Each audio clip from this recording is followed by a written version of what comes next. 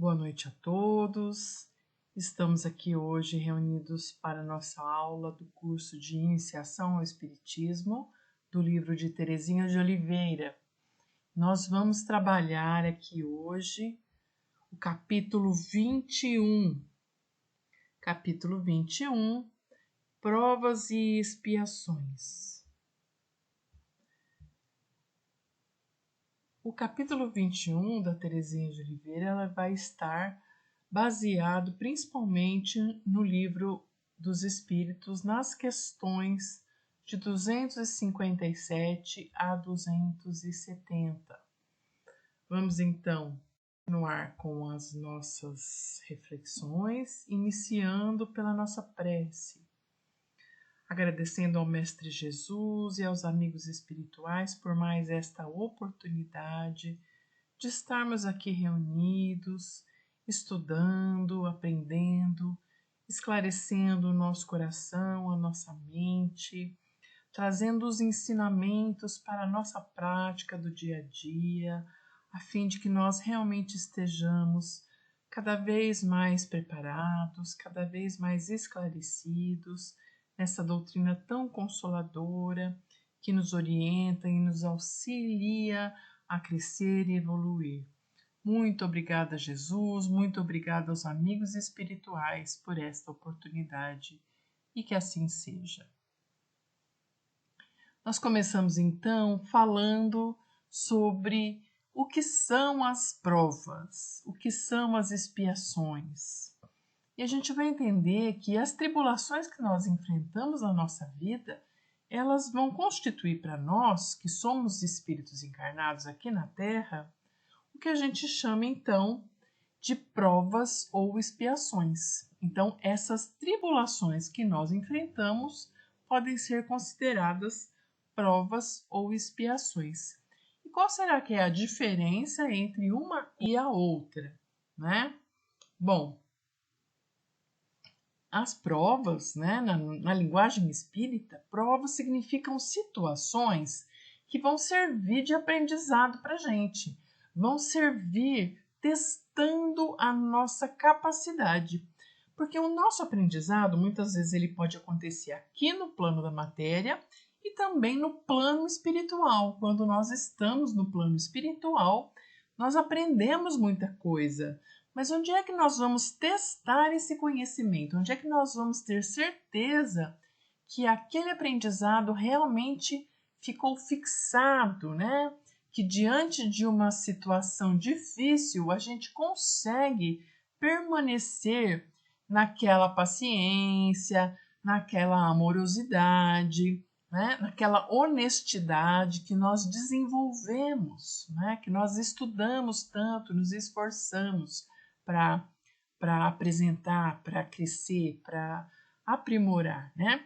Então, essa vida aqui na matéria, a vida corpórea, é ela que nos enseja provas dos mais variados tipos, né? A gente tem provas no âmbito financeiro, no âmbito das doenças físicas, no âmbito dos relacionamentos.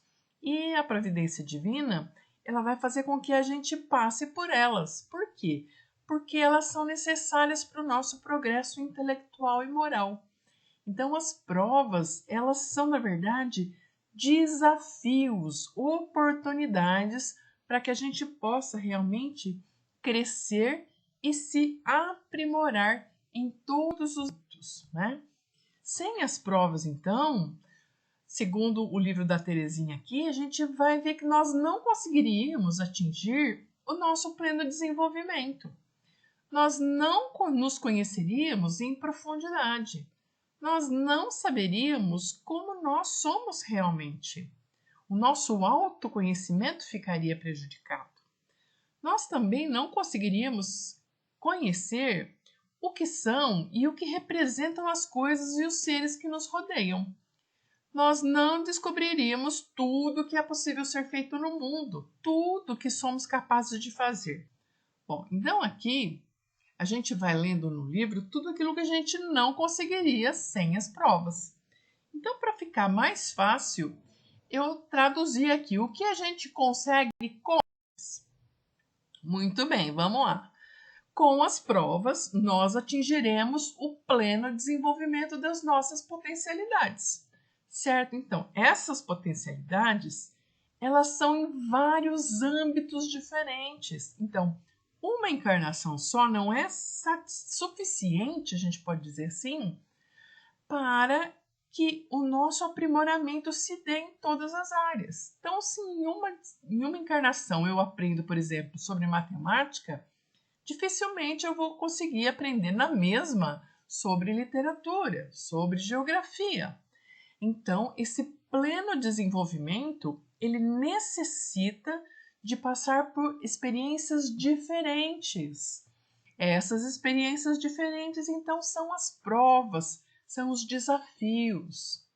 Além disso, com as provas, nós vamos conseguir conhecer nós mesmos em profundidade. Como assim em profundidade? É aquilo que a gente vai dizer sobre o autoconhecimento, sobre entender realmente um pouco mais sobre nós, como nós somos, como nós sentimos, o que nós realmente gostamos, as nossas imperfeições. Inclusive, é conhecendo as nossas imperfeições que nós vamos poder melhorar e nos aperfeiçoar. Conheceremos o que são e o que representam as coisas e os seres que nos rodeiam. Não só o ser humano, como todos os outros seres vivos, viventes, né? E descobriremos tudo o que é possível ser feito no mundo. Por quê? Porque a gente vive num mundinho muito restrito, mas as provas elas vão nos dando oportunidade de aprimoramento. Por exemplo, se eu penso nas potencialidades, vamos pensar nas profissões. Quantas profissões, quantas possibilidades a gente tem de aprimoramento profissional, por exemplo, desde a agricultura, ao pastoreio, o cuidado diretamente com a natureza, como também os professores, esse artista aqui que a gente vai ver, ele está dentro da área de fotografia, como ele lida com as imagens, com o trabalho. E a gente vai ver outros setores, como por exemplo o aprimoramento dentro dos esportes, dentro das artes, da música, da dança, dentro das engenharias. Aqui a gente colocou um astronauta, né, que representa o mundo mais relacionado à tecnologia, às ciências, né? Então, dificilmente eu vou conseguir desenvolver as minhas potencialidades em todos os setores ao mesmo tempo. É simplesmente impossível. Por isso que a cada reencarnação nós vamos ter ambientes diferentes, pessoas que estão conosco, que nos proporcionam experiências diferentes. É só que importante.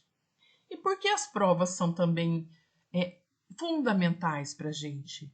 Porque sem elas nós não teríamos o merecimento para usufruir os benefícios da perfeição.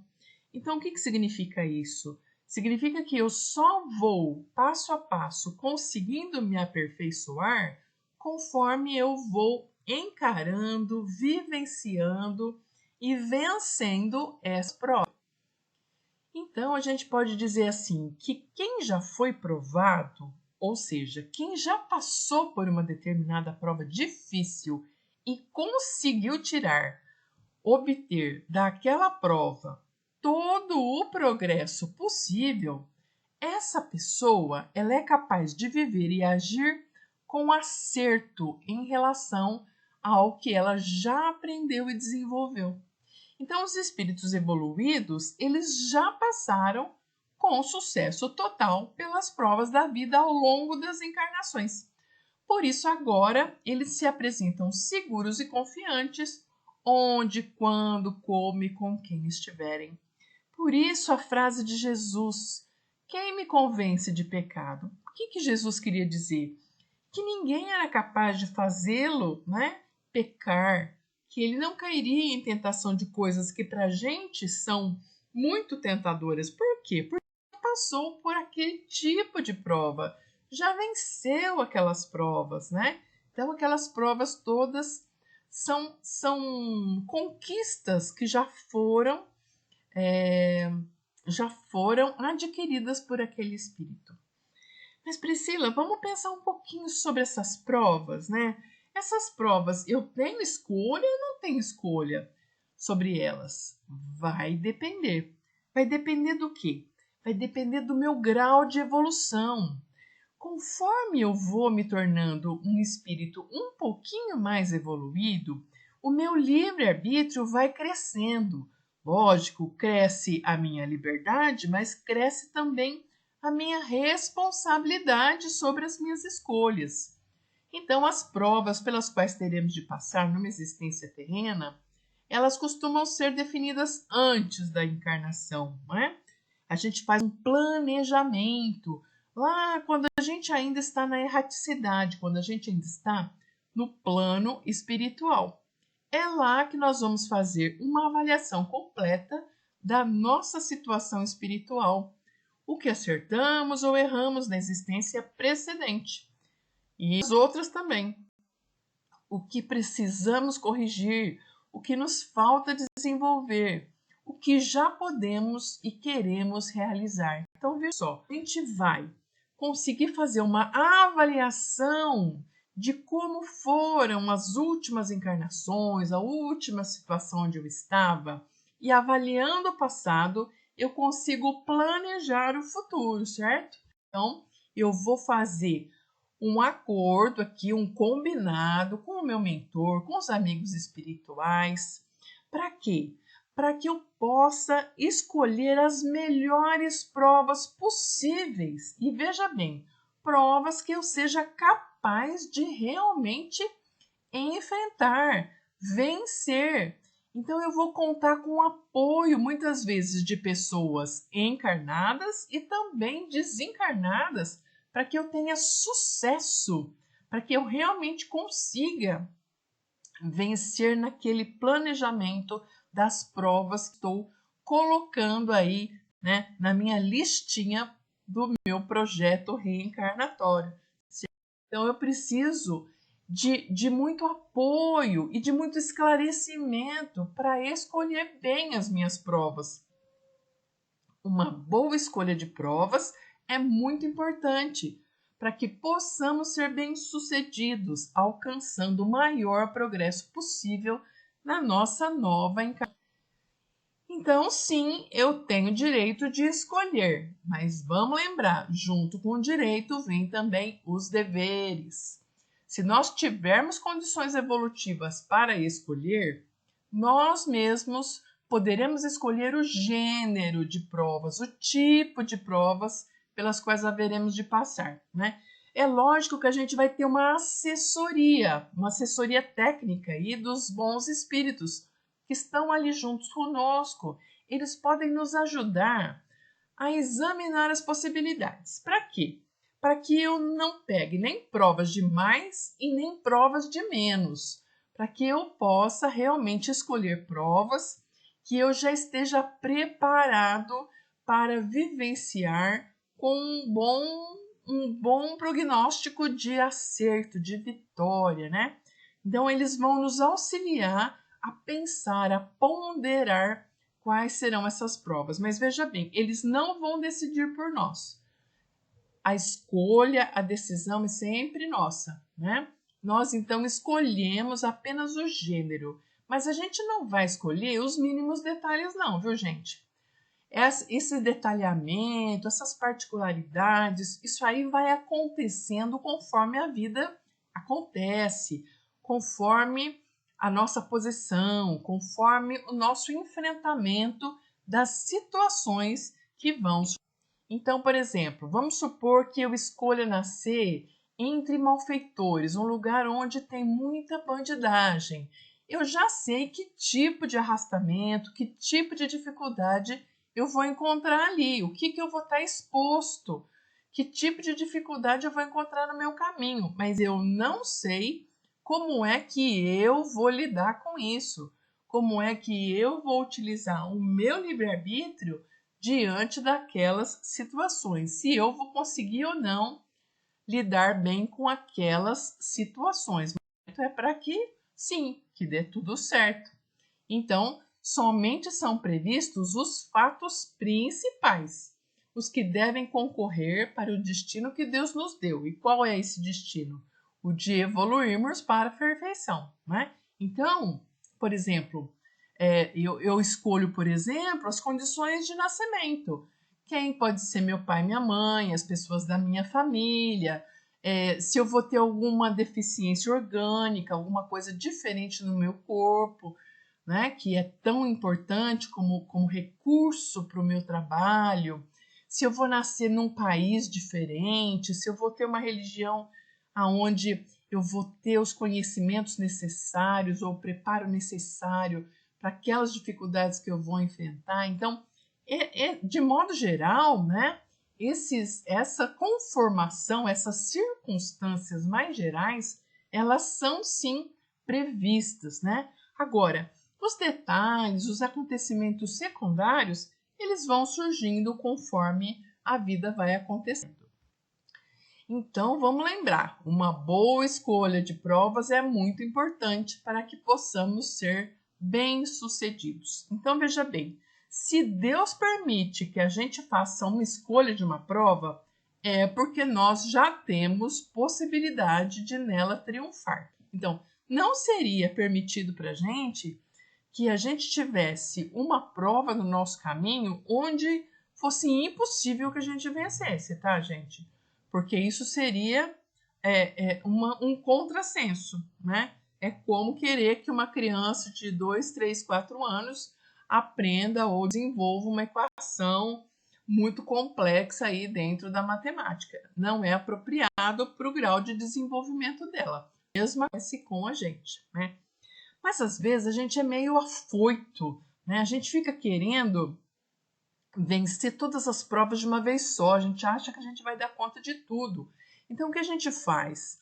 Muitas vezes a gente escolhe um número, né, uma quantidade de provas muito grande ou uma prova muito pesada, muito difícil. Se a gente faz isso, o que acontece? A dificuldade de superar essa prova, ela vai ser muito maior. E aí, o que a gente vai aprender com isso? Deus permite? Pode permitir. Com que objetivo?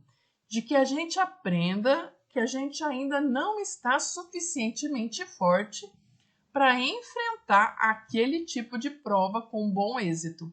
Então, também é útil, porque serve para o nosso aprendizado.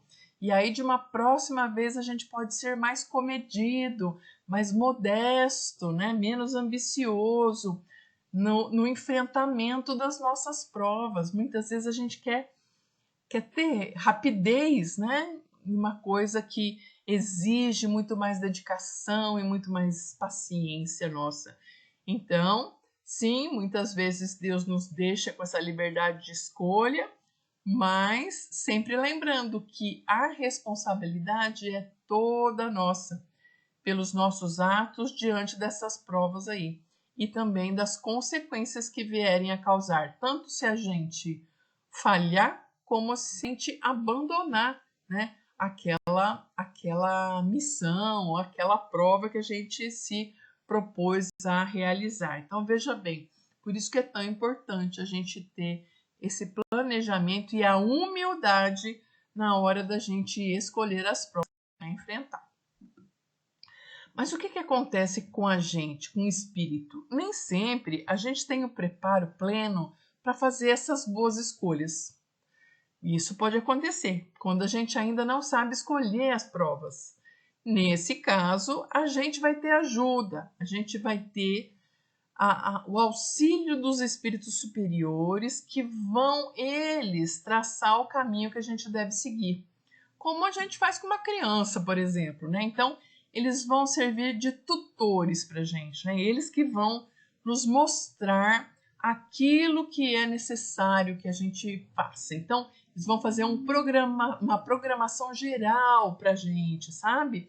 Um planejamento mais genérico para que a gente possa não fugir das nossas necessidades de aprimoramento. Mas veja bem, por mais que sejam os espíritos superiores que coloquem para a gente o que é o fundamental, o que é o mais urgente para a gente passar pela nossa prova, ainda assim somos nós que vamos ter que enfrentar essas provas, né? Então, assim, a gente deve se preparar mesmo assim para aquele enfrentamento que é tão importante. E à medida que o nosso livre-arbítrio vai crescendo, vai se desenvolvendo, Deus vai permitir que a gente seja o Senhor, que a gente mesmo seja a pessoa a proceder essa escolha. Então veja bem, o livre-arbítrio ele vai se desenvolvendo no espírito conforme o espírito vai evoluindo, certo? Então a nossa liberdade de escolha ela vai ficando cada vez maior. Mas durante essa experimentação da liberdade que muitas vezes nós podemos nos extraviar. Então, o que acontece? É como um adolescente que vai chegando à maturidade, vai chegando à maioridade. O que acontece? Eles começam a experimentar, né? Experimentar a vida. Enquanto a criança é muito pequena, o pai e a mãe são totalmente responsáveis por eles e vão deixar ou não deixar com que ele faça qualquer coisa e também vão assumir toda a responsabilidade por ele. Mas quando o adolescente chega na maioridade, ele começa então a experimentar uma certa liberdade, porque ele vai se aproximando da vida adulta. Então, cada vez mais, quanto mais liberdade ele tiver, mais responsabilidade ele vai ter também. E é a mesma coisa que acontece com a gente como espírito. Conforme a gente vai evoluindo, Deus vai deixando a gente experimentar um pouco mais dessa liberdade. Só que enquanto a gente experimenta a liberdade, a gente ainda está em desenvolvimento, nós podemos incorrer em más escolhas, podemos escolher um mau caminho, podemos não atender aos conselhos dos bons espíritos. E aí é isso que a Terezinha traz aqui para gente, que ela chama de a queda do homem, né? A queda que acarreta para os espíritos os maiores males e sofrimentos, até que esse espírito volte a se reabilitar ante as leis divinas. E aí, além das provas, nós vamos ter as expiações. Diferente das provas que acontecem para todo mundo e que são fator de progresso, as expiações elas são consequências de um erro ou uma falta anterior, tá? Então, no caso das provas, não precisa ter cometido nenhum erro anterior. A prova é um mecanismo natural de crescimento. Mas as expiações não. As expiações são consequências dos nossos erros e faltas. Consequências essas das quais a gente não pode fugir. Para que a gente continue evoluindo, nós somos obrigados a enfrentar, né, essas consequências. Por quê? Porque são os efeitos do nosso próprio comportamento, são os efeitos das nossas próprias ações. É a lei de causa e efeito. Então, nós precisamos nos reajustar espiritualmente, né? Então, essa expiação ela só termina quando os últimos vestígios, né, todas as consequências da falta que eu cometi, elas desaparecerem, né? Então, se eu cometi um crime e isso teve repercussões na vida de outros espíritos, de outras pessoas, a expiação vai até que tudo esteja sanado, tudo esteja resolvido, tudo esteja corrigido, né? Então, para que se apaguem os traços de uma falta e das suas consequências, são necessárias, e aí ele coloca aqui didaticamente como se fossem 3 etapas ou 3 fases: o arrependimento, a expiação e a reparação. E o que seria o arrependimento, né? O arrependimento é o primeiro passo, gente.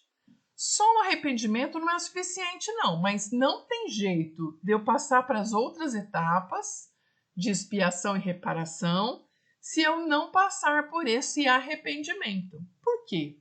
O arrependimento é quando cai a ficha que eu errei, cai a ficha que eu fiz alguma coisa errada, cai a ficha que eu prejudiquei o outro, prejudiquei o próximo, e que aquilo é tanto ruim para o próximo como é ruim para mim também. E eu tenho uma angústia. Enquanto eu não tenho angústia pelo sofrimento que eu causei pelo outro, eu não estou arrependido, né, gente?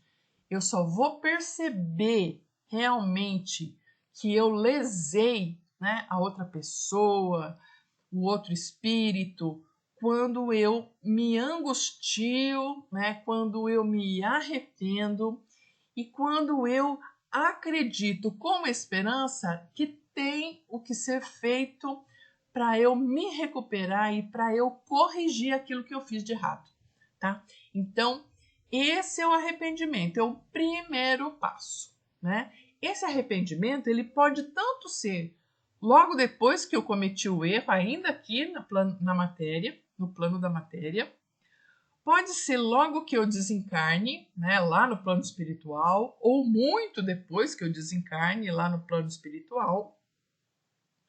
E pode ainda acontecer em uma outra vida futura, tá? Então, pode acontecer nessa vida ainda, quando eu me dou conta de que eu fiz alguma coisa errada, no plano espiritual após o meu desencarne, ou no futuro em outras reencarnações. Então, tem prazo de validade para acontecer o arrependimento? Não, não tem. Pode acontecer a qualquer tempo. Mas é o seguinte, quanto mais demora para acontecer, mais tempo eu vou sofrer, né? Porque a gente pode até pensar, mas se a pessoa não tem consciência ainda, ela está sofrendo? Ela não está sofrendo moralmente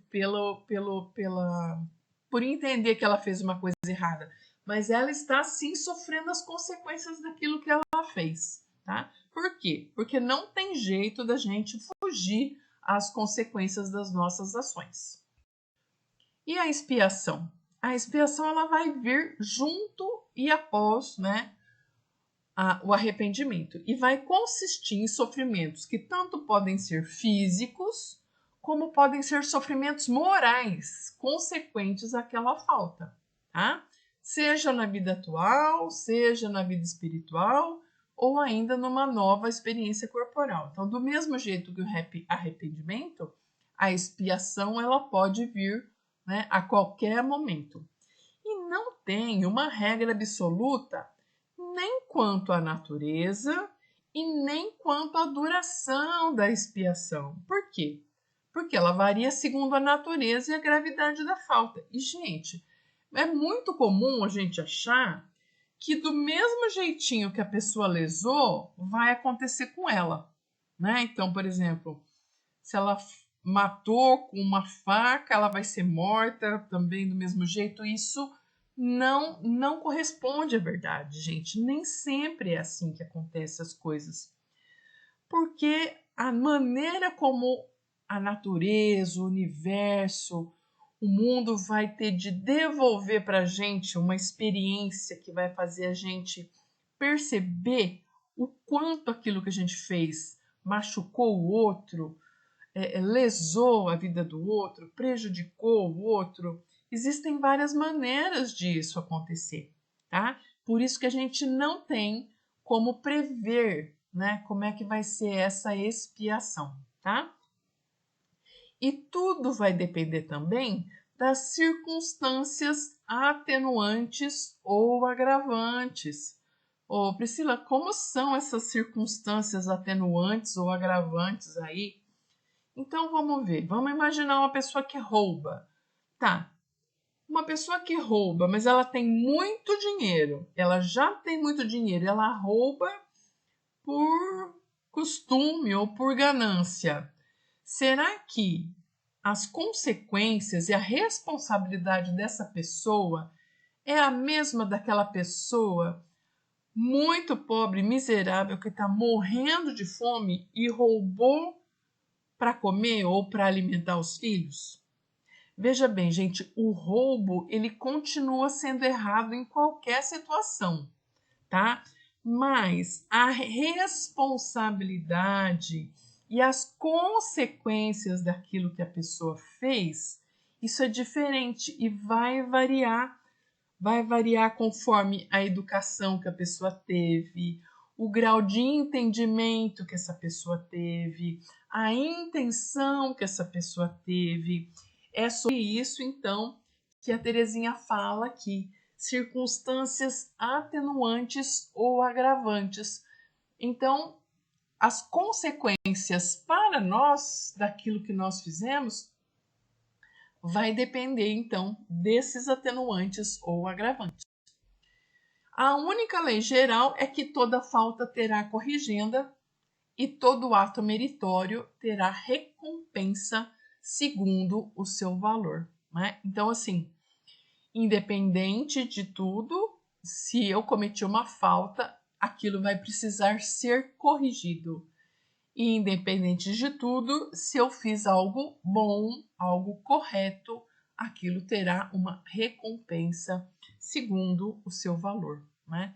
Por isso a importância, né, dos gestos de bondade, dos gestos de honestidade. Né? É a cada grão, a cada passo, a cada degrau que a gente vai crescendo e construindo, né, o nosso aprendizado e noção. Deus também não se apressa com a expiação. Mas se o espírito não se mostra apto a compreender o que lhe seria mais útil, Deus pode lhe impor uma existência que, ao mesmo tempo que lhe serve de expiação, vai servir também para a sua purificação e progresso. O que isso quer dizer? Quer dizer que às vezes a pessoa demora muito para se arrepender e não quer passar por prova, não quer passar por expiação, não se arrepende e fica parado no tempo ali sem evoluir. E, apesar de existir o livre-arbítrio, também existe a lei do progresso, que a gente vai estudar no Livro dos Espíritos. E aí o que a gente tem com relação à lei do progresso? Que Deus tem, né, não apressa a expiação, mas que em alguns momentos, quando o espírito é muito recalcitrante, ele está muito parado em termos evolutivos, acontece alguma coisa que estimula o seu desenvolvimento. É o que está falando aqui. Ao mesmo tempo que serve de expiação, também vai servir para a sua purificação, para o seu progresso. É como se fosse um empurrão, é como se fosse um sopro de Deus, não é? Fazendo com que a gente continue a caminhar. Quando a gente está muito estagnado, esse sopro de Deus vem na nossa vida para nos estimular no crescimento. E finalmente a gente vai ter a reparação. Na reparação, ela consiste em fazer àqueles a quem a gente prejudicou tanto bem quanto o mal que eu fiz. Então veja bem, muitas vezes eu causei o mal e não é só eu sofrer o mal, eu vou ter que fazer o bem, né, para aquela pessoa a quem eu fiz o mal. Então, se na outra reencarnação eu causei, por exemplo, sei lá, a morte da pessoa, agora eu vou cuidar para que ela viva bem, viva com saúde, né? Recupere a sua saúde. Então, eu gostei dessa palavra que ela usa aqui, ó. Realizar o que deveria ter sido feito e foi descurado. Descurado significa assim, eu não fui cuidadoso, eu não cuidei, eu não agi com zelo, eu não agi com cuidado, com atenção.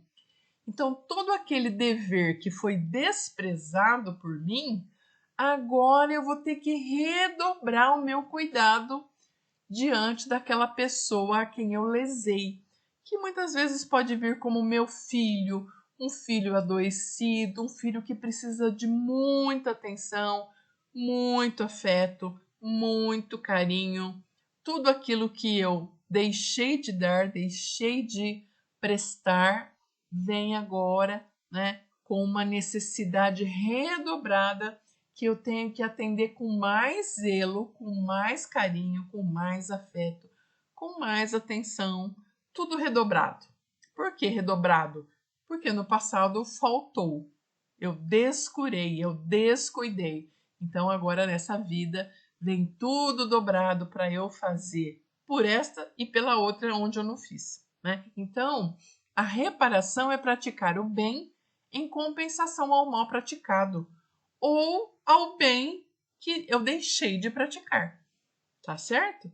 Então, tornar-se humilde se antes eu fui orgulhoso, tornar-se amável se antes eu fui severo em exceção, tornar-se caridoso se antes eu fui egoísta.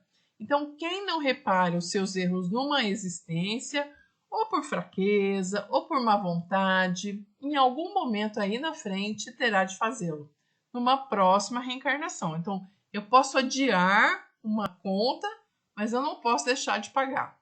Eu posso adiar um aprendizado, mas eu não posso deixar de aprender. Não tem jeito de eu crescer como espírito imortal sem fazer alguns aprendizados, né? Esses aprendizados que estão me esperando.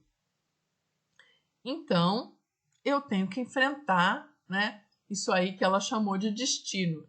Que destino é esse? Só tem um destino, né, fatal, que Deus criou para todos os espíritos, que é o destino de se aperfeiçoarem incessantemente, usufruindo cada vez mais felicidades. Ô, gente, esse é um destino ótimo, hein?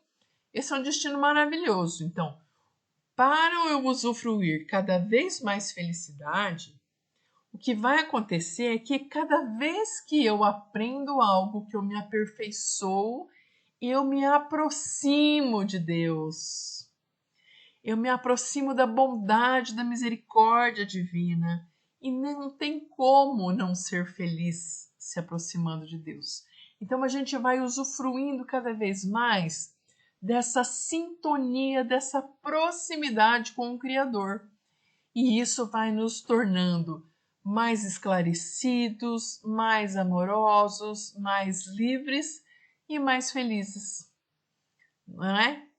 Então, esse é o único destino fatal que Deus criou. Mas acontece que nós também criamos, de certa forma, situações para nós mesmos, né? Então, ao longo das existências, cada um constrói para si mesmo situações, necessidades e deveres particulares.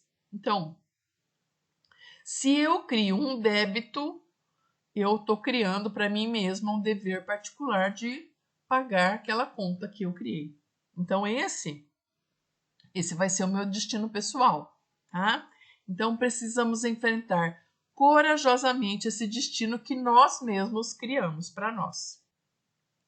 E na questão 264, do Livro dos Espíritos, Kardec pergunta assim: que é o que dirige o espírito na escolha das provas que queira sofrer? Será que todo mundo tem o mesmo tipo de prova?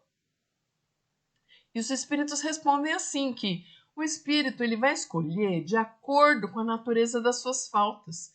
Então eu não preciso passar por todas as provas de todos os tipos, mas eu vou passar por provas e expiações mais relacionadas àquilo que está faltando para eu crescer, né? Então, essas expiações, elas vão muitas vezes estar relacionadas com aquilo que eu tenho um pouco mais de dificuldade. Então, uns, portanto, vão impor a si mesmos uma vida de misérias e privações, tentando suportá-las com coragem.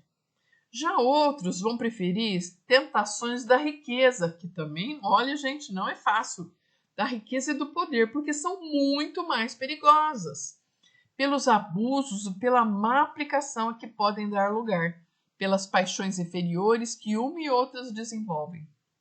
E muitos outros, finalmente, se decidem a experimentar as suas forças nas lutas que terão de sustentar em contato com o vício. Então, veja bem, cada espírito vai escolher um tipo de prova, né, para se desenvolver nessas possibilidades, nessa coragem, nesse enfrentamento ali que está diante deles. Tendo escolhido ou não as nossas provas, Quer dizer, independente de ter sido nós que escolhemos ou os bons espíritos que nos auxiliaram a fazer essa escolha, já que elas estão à nossa frente, nós devemos nos lançar a essa boa luta da evolução em que o espírito ordena e o corpo obedece. Então, onde o corpo vai ser então o recurso, a ferramenta para a nossa evolução, né? Que nós possamos enfrentar essas dificuldades usando as possibilidades, evitando o mal e praticando o bem. Ante as expiações, que nós possamos sofrer com paciência e resignação, empenhando-nos em fazer todo o bem possível para compensar o mal anteriormente praticado. E assim transformaremos o próprio destino. Lembrar da doce figura de Jesus da Galileia, nos orientando e nos fortalecendo para os enfrentamentos das provas e das expiações que nós temos no nosso caminho. Que nós estejamos todos amparados e protegidos por Deus, por Jesus, nosso Mestre Nazareno. Uma boa noite a todos e até breve.